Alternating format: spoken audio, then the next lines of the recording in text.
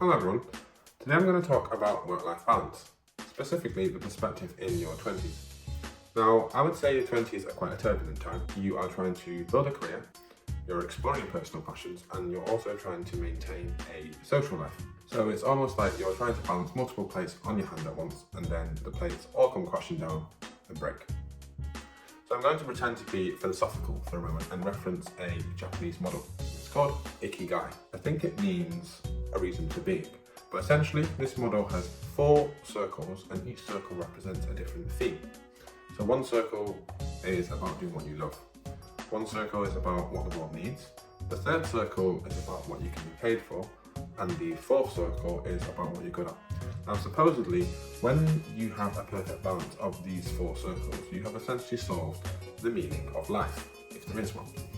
Work-life balance draws similarities to this for me, because if you picture work being on one circle and you have life in another circle, the balance comes from the 2 circles overlapping. Your 20s is a very interesting time because everyone's sort of doing their own thing. Most of the time people would have graduated from higher education, so they're starting their first job.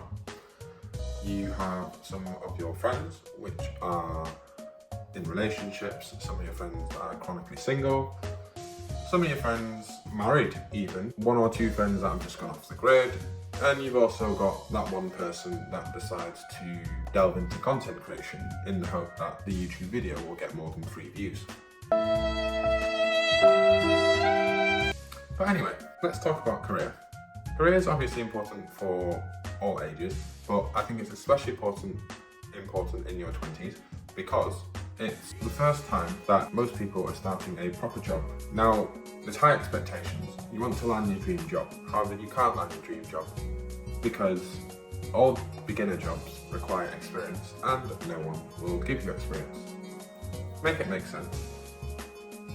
So what tends to happen is you apply to multiple different companies, you get multiple rejections, but eventually you land upon a company that gives you a chance. However, then there's the unpredictability element because you might decide to then switch jobs because you don't like the job. It could be an internship so that it's short term, and also you have that financial stress because you're trying to save for the future, or at least for the weekend, and you're trying to manage your current expenses, so it adds to the stress. I think work-life balance is even more blurred nowadays because of technology. Technology is all around us and it basically keeps work accessible 24/7. So even if you're not in the office, you may be expected to check an email on your phone. You may be expected to receive a call after hours. So it's quite difficult to truly disconnect. And then you've got the whole concept of remote working, where your bedroom becomes your office and your office is your bedroom. So when you ask, oh, what do you do for work? And they say, oh, I'm working in my home office. So your bedroom, you're working in your bedroom. Stop the cap. Okay. And then also personal differences as well. Some of us are in the unfortunate circumstances where we struggle to make ends meet, so we do have to balance 2 jobs. And obviously that puts a further strain on work and life.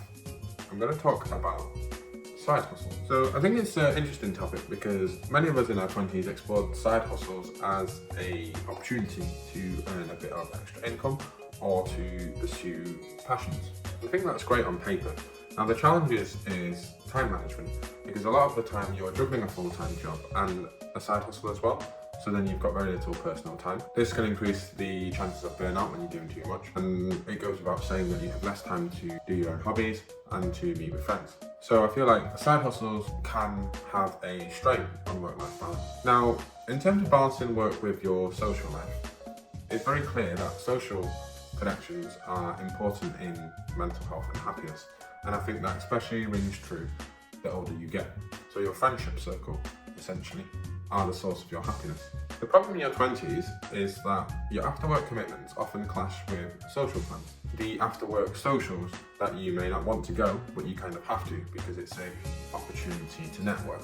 And also you get that feeling of FOMO when you're at home having to do overtime, whereas all your friends have gone out drinking. But there are strategies to utilise time a bit effectively to make the most out of social situations. So for example, if it's the weekend and you have a hobby, can you do it with a friend? For example, going to the gym or playing sport. If you can do it with a friend, then you catch up with your friend and also do a hobby. And also when you're meeting up with friends over dinner, for example, can you meet up with a group of them at once? Because that sort of maximises efficiency. I think what's important and what we need to consider is we may need to redefine what is work-life balance, especially when you're in your 20s. I think we conventionally look at it as being quite black and white. You have work and then you have life. The lines are quite blurred now, and you have to reach a bit of a compromise that sometimes work eats into a bit of your life and life may eat into a bit of your work. Also, you might not be able to obtain that perfect balance. In your 20s, I think in reality, people don't always get that balance. Your 20s might lean towards work and growth, and that's okay. You can still include personal enjoyment. I think everyone has different priorities depending on their own circumstances. So it's important to keep that into consideration. What works for someone may not work for you. I also think quality over quantity is very important. I think in our 20s, we're like yes men, where we essentially say yes to everything. But sometimes it's good to say no, because you run the risk of spreading yourself too thinly. You're saying yes to a whole bunch of things, and when it comes, you're like, I really don't want to do this. So you want to invest in sort of meaning, social interactions, and leave a bit of time for self-care rather than just saying, oh, I'll do it all. Focus on doing things well or having a good time, even if it's less frequent, rather than scattering your time everywhere and trying to do everything at once. And I think it massively depends on the people around you as well. It's sort of the monkey see, monkey do phenomenon. You subconsciously or consciously imitate the behaviour of the environment and the people around you. It depends even on the city or the country that you're in. The other week I was in London and people just seem to be rushing around everywhere, walking really fast, not giving me a second look. I'm not sure what they were all rushing around for at 2:10. But I found myself picking up the pace when I was walking as well, getting to the pace where I was almost jogging. And then I stopped and thought, what am I doing? Like, why am I rushing?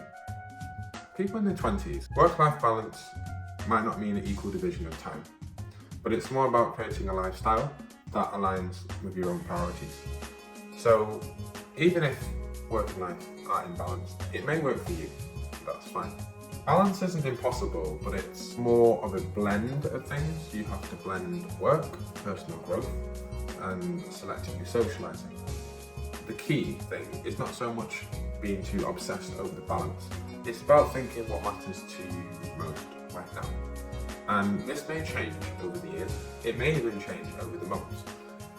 But it's about thinking about what matters most to me right now and evolving as the circumstances change around you and your goals change. And the most important thing I would say is, are you happy with your own progress so far?